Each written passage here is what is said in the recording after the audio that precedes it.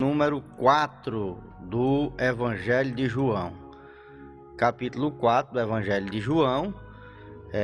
A gente vai ler tão somente o versículo de número 10. Capítulo 4 de João e o versículo de número 10. Preste atenção que nós temos uma palavra de Deus para você e para a sua vida hoje, nesta manhã. Diz assim: se conheceras o dom de Deus e quem é o que te pede, dá-me de beber, tu lhe pediria e ele lhe daria água viva. Versículo 13. Afirmou-lhe Jesus: quem beber desta água tornará a ter sede. Aquele, porém, que beber da água que eu lhe der, nunca mais terá sede. Pelo contrário, a água que eu lhe der será nele uma fonte que jorra para a vida eterna. Que maravilha! Meus irmãos e meus queridos amigos, o texto que nós vamos ministrar hoje é um texto de uma conversa de Jesus com uma mulher da cidade de Sicá, das terras da Samaria. Ela era uma samaritana. Jesus vinha, o texto começa dizendo que Jesus ele sai do lugar que estava, sai da Judéia e vai em direção à Galileia. E nesse intervalo Jesus resolve passar pelas terras de Samaria. E no meio do caminho ele para à beira do poço de Jacó. E parado à beira do poço de Jacó, um dos patriarcas de Israel, aquele que deu origem às 12 tribos de Israel.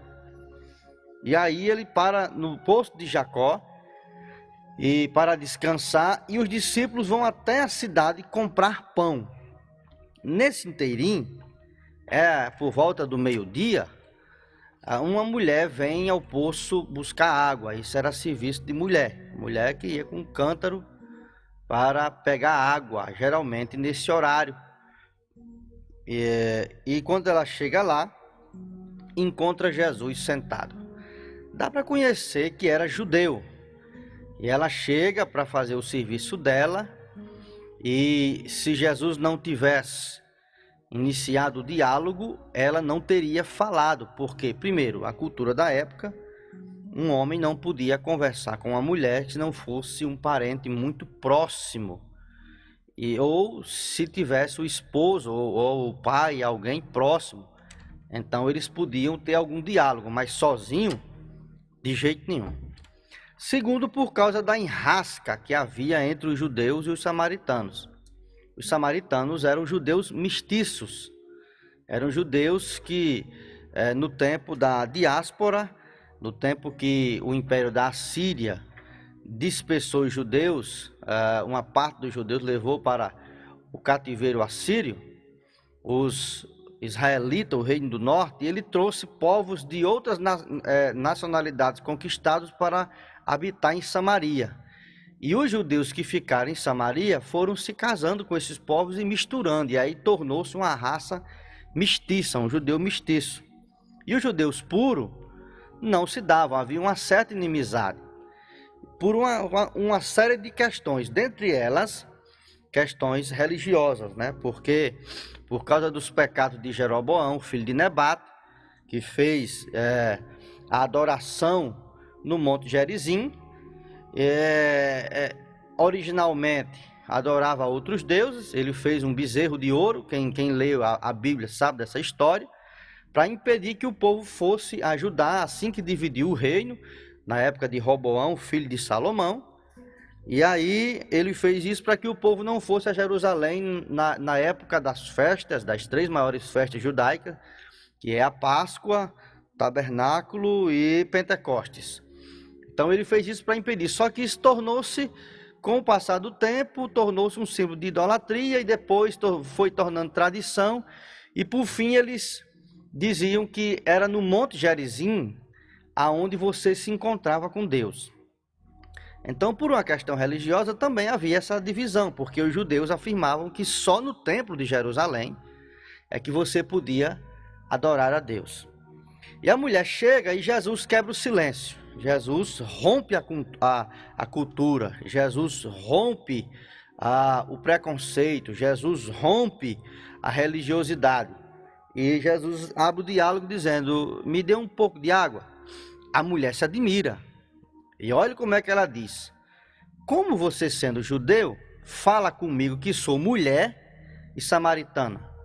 Ela usa a barreira da cultura e a barreira da religiosidade e a barreira do preconceito racial. Olha que coisa medonha. Ela já entra de bico, né? Como é que você fala comigo que sou de mulher e samaritana? Aí Jesus disse: se você soubesse quem é que fala com você, dá-me de beber. Ela disse assim: olha, o poço é fundo, você não tem como tirar água. E aí começa-se o diálogo. Ela interrompe Jesus e aí Jesus disse: se você conhecesse o dom de Deus, se você soubesse de verdade o que é o dom de Deus, a dádiva de Deus, o presente de Deus, você que me pediria, se você conhecesse quem é que te pede água agora, era você que me pediria e eu te daria água viva. Interessante a palavra de Jesus, né? Jesus está falando de uma coisa e a mulher entende outra. Ela disse: ora, você não tem corda, o poço é fundo, de onde é que você vai tirar água viva? Jesus não estava falando de água potável. Ele está falando da água que sacia a sede que o homem tem de se encontrar com Deus. Você já passou algum momento que o seu coração, você sente um vazio na alma do tamanho do mundo? Às vezes está tudo bem, você está com saúde, a família está com saúde, você está trabalhando, você até foi para uma festa, não sei para onde, fez uma viagem de final de semana, foi para a praia, passou o dia se divertindo, quando chegou em casa, aquele buraco dentro de você. Pronto, isso é sede. É sede de Deus. É a sua alma dizendo: você só dá atenção para a sua carne, cara. Você não dá atenção para Deus. Eu tenho sede de Deus. O Salmo 42, qualquer dia eu prego nele. Eu até pensei em pregar no Salmo 42 hoje, mas eu quero continuar nessa série de pessoas que se encontraram com Jesus.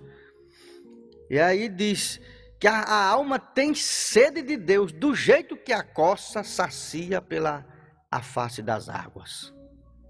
Aí Jesus disse assim: se você soubesse quem fala com você e entendesse de dom de Deus, você é que me pediria água e eu te daria água viva. A mulher não está entendendo nada. Aí disse assim: você não tem corda, como é que você vai tirar água daqui do poço do pai Jacó? Ele disse: Jesus disse: quem beber dessa água aqui do pai Jacó, do Jacó de vocês aí, vai voltar a ter sede.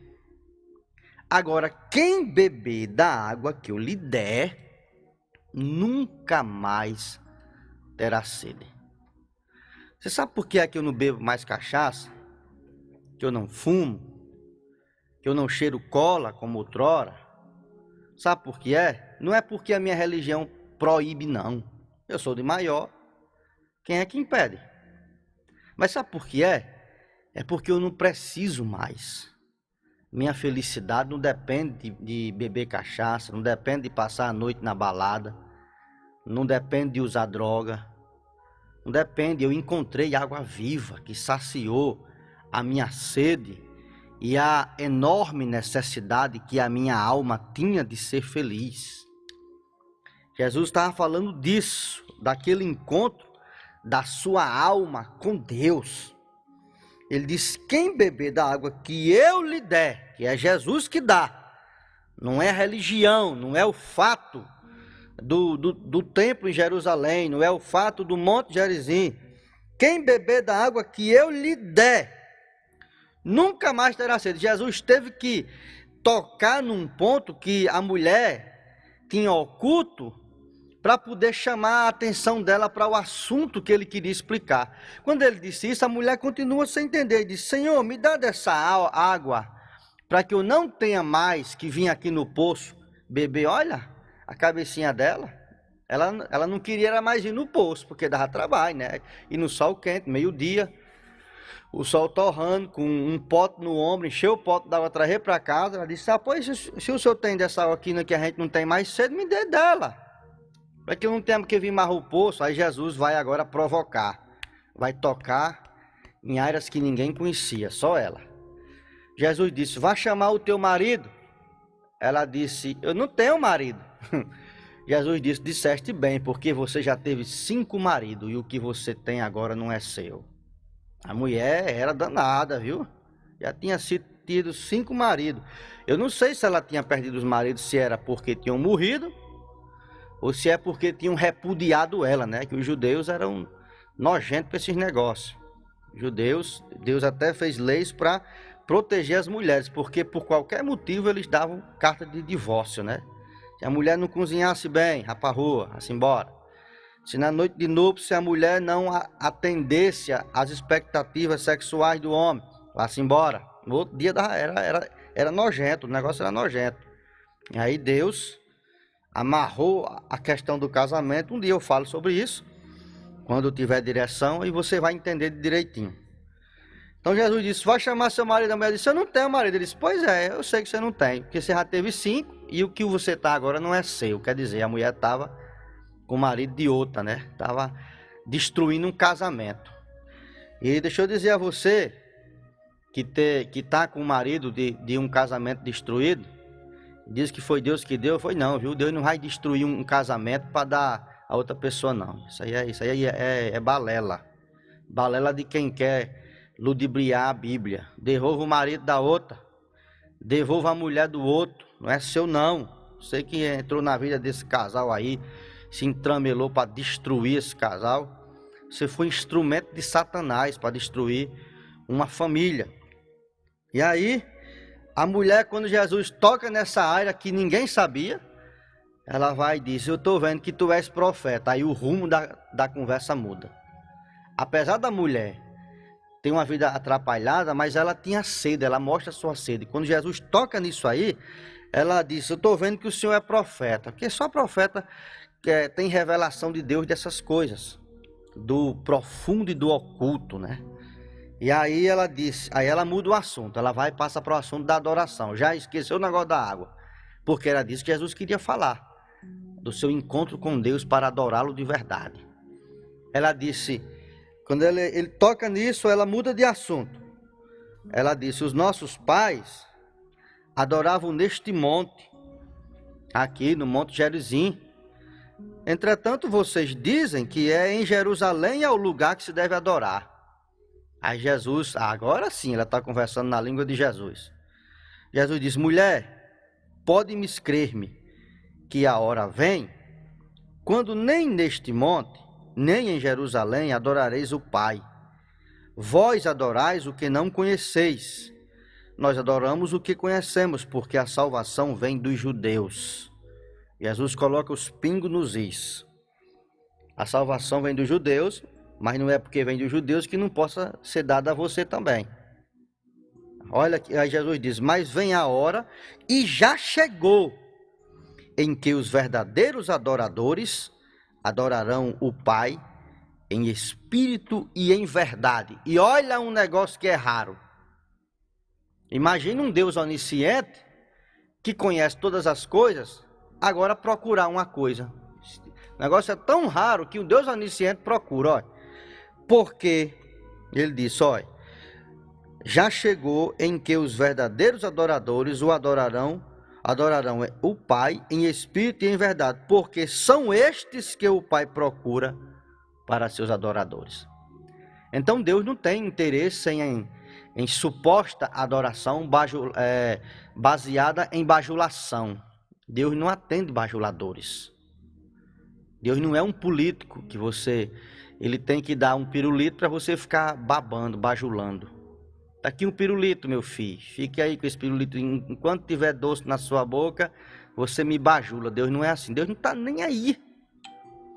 Pensa que Deus fica estressado quando você diz, eu não vou mais adorar a Deus, não vou mais servir a Deus. Não pensa que Deus vai ficar depressivo por causa disso, não. Quem se ferra é você, velho. Ele é Deus. Antes que houvesse céu, terra, e mar, e tudo que existe, e anjos, antes que houvesse qualquer coisa criada, ele já era Deus, já é autoexistente desde a eternidade. Então ele não vai ficar menos Deus se você adorar, ele não vai ficar mais Deus se você adorar, e não vai ficar menos Deus se você não adorar. Essa questão da adoração é para você ser abençoado, porque quando você adora de verdade, se rende, se derrama na presença de Deus, a presença de Deus, ela invade a sua vida, e é isso que te torna realizado. Isso mata a tua sede, faz você olhar para qualquer coisa, qualquer vicissitude dessa vida, qualquer prazer dessa vida, e vê-los como transitório, e desprezá-los por causa do prazer de estar na presença sacrossanta do Deus de Israel. Aleluia, glória, glória, glória. Quando ele fala isso, ele disse: Deus é espírito, e importa que os seus adoradores o adorem em espírito e em verdade. A mulher disse: eu sei. Respondeu a mulher: eu sei que há de vir o Messias. Por mais que fosse samaritano, mas ela tinha esperança de encontrar o Messias de Israel. Olha que coisa interessante. E quando ele chegar, vai nos anunciar todas as coisas. Jesus disse: eu sou o que falo contigo. Ah, meu amigo, é por isso que a mulher está achando aquele homem diferente. É por isso que a conversa dele era diferente. Na medida que Jesus falava sobre adoração, o coração da mulher samaritana ia se enchendo de uma alegria indizível. Quando Jesus disse isso, os discípulos, que ainda eram radicais no judaísmo, chegaram e se admiraram. Oxente, o mestre falando com a mulher samaritana, que história é essa? Fosse no dia de hoje, já iam pensar que estava tirando cabimento, né? Que qualquer coisa hoje é cabimento. Ninguém pode conversar com ninguém, porque é cabimento.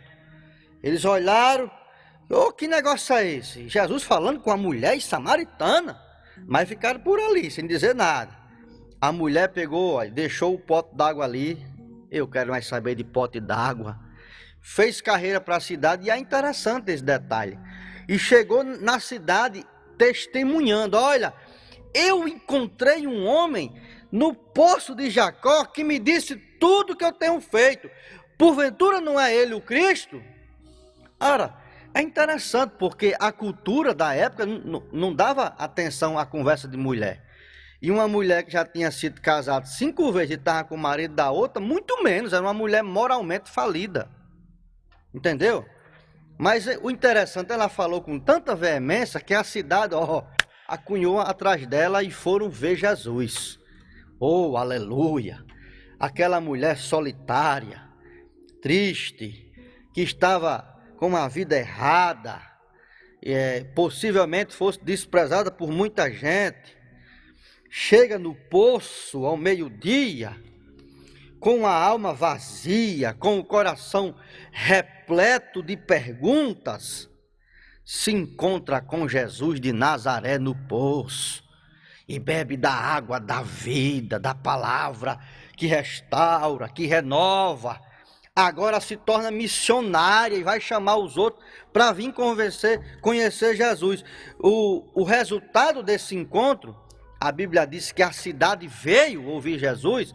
Depois de um pedacinho, sabe o que é que eles estavam dizendo para a mulher? Ó mulher, já não é pelo que você tens dito, mas nós mesmos temos visto e sabemos que este verdadeiramente é o Filho de Deus. A mulher desprezada se converteu e trouxe a cidade inteira aos pés de Jesus. Você que está me ouvindo nessa manhã, é possível que você esteja nessa situação e no poço da sua vida, repare direitinho que Jesus está sentado nele. E hoje Jesus quer mudar a sua vida. Hoje, agora. O encontro de Jesus é para mudar a sua vida radicalmente a partir do encontro. Eu quero lhe convidar a aceitar Jesus hoje como Senhor e Salvador da sua vida, onde quer que você esteja. Ele preenche as lacunas vazias da nossa alma.